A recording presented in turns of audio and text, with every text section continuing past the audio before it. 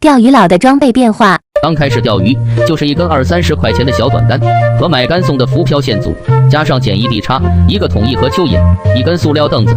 钓久了感觉塑料凳子坐着太累，于是又买了个折叠椅子。发现便宜的鱼竿太短又软，就入手了3米9、4米5、5米4的鱼竿。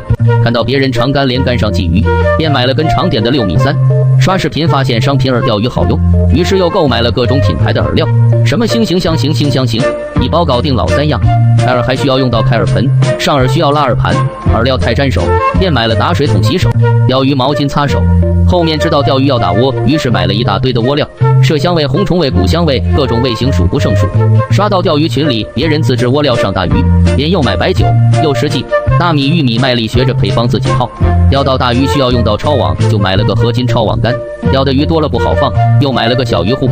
鱼装塑料桶里容易缺氧，便买了活鱼桶、充氧泵。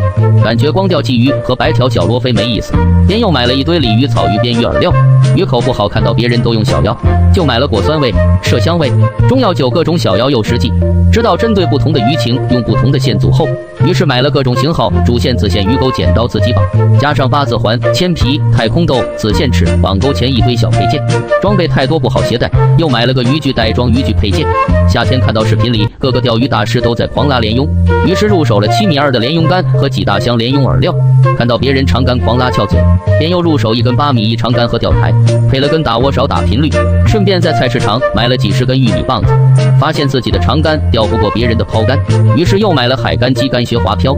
竿子越来越多不好携带，就入手了一个大竿包装鱼竿。感觉天热太晒，于是买了遮阳伞、防晒衣、遮阳帽。浮漂也是从0点几克到7克，各个型号都有。携带不方便，就又买了个漂盒来装浮漂。白天钓鱼太热，鱼口也不好，就买了几根夜光漂、钓鱼灯准备夜钓。后面又换成指甲激光炮，怕踩到蛇就买了防蛇靴、驱蛇粉。蚊虫太多，又买了蚊香、驱蚊水。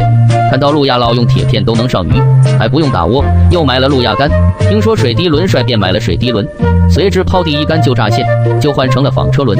了解到针对不同的鱼要用不同的饵，什么硬饵、软饵、贴尾、螺旋尾、亮片、铁板、VIB、铅笔、米诺、拖拉机、波爬、小胖和雷蛙。眼花缭乱问后妈，挂底太严重，铅头钩、曲柄钩子、弹铅就备了一大堆，再加上一些零星配件，钓鱼手套、控鱼器、路亚钳。配件多携带不方便，又专门买了配件盒、饵盒、路亚包。后来一直打龟，杆子也换成了威武杆，直至扔在角落吃灰。重回台钓后发现之前的装备不好用，便准备将东西都更新一遍。看网上测评，精挑细选了一堆品牌各种米数的鲫鱼竿、综合竿、大雾竿、前打竿。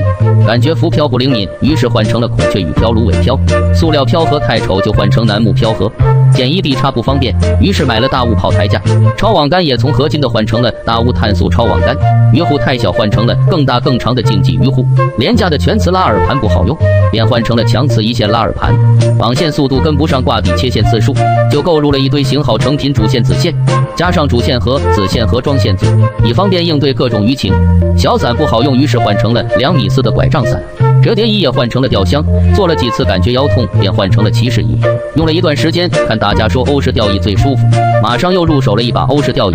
有时候去远点的地方钓鱼不方便，为了赶早口就买了帐篷、被子和移动电源。装备太多，出行不方便，电瓶车也换成了小车。最后总结给刚入坑的钓友一点建议：别贪图便宜买一堆便宜货，对自己好一点，买点好杆子、好配件，人舒服心情也高兴。断竿跑鱼这种事可是要后悔一辈子。